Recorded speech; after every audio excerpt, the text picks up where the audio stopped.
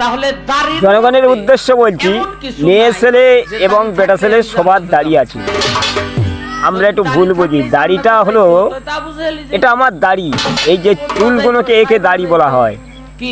আল্লাহর নবী বলে গেছে, তোমরা যদি মুসলমান হও তাহলে এই দাড়িটা রাখো, এই দাড়ি এখানে এই দাড়িটা রাখতে বলেছে। এই যে এই গাম মানে এই দাড়িটা সবার আছে, মেয়ে মধ্যে সকলার আছে। একটু ভুল বুঝেছেন বাউল শিল্পী, বড় মস্তানি করছো। আর যেখানে বাংলাদেশের এলমের সাগর বলা হয়েছে, আর সেই বাংলাদেশের ভেতরে কুকীর্তি হচ্ছে আল্লাহ নিয়ে। বাংলাদেশ আল্লাহ কেন এর যে বেঁচিয়ে রেখেছে আমি তা বলতে পারি না। মনে মনে চিন্তা করি, একে ভারতের হাতে তুলে দাও, দিলে ভারতের মুসলমানরা ঠেঙ্গে মেরে ফেলে দিকে জীবন্ত কবর দিই। আবু জেহেলেরও দাড়ি ছিল, ফাল্লামি শুরু করেছে এই বুকে এসে আল্লাহর নামে নবীর নামে ফাল্লামি করতে। সাহেবার দাড়ি ছিল। ভিডিওটা বেশি বেশি শেয়ার করো আপনারা।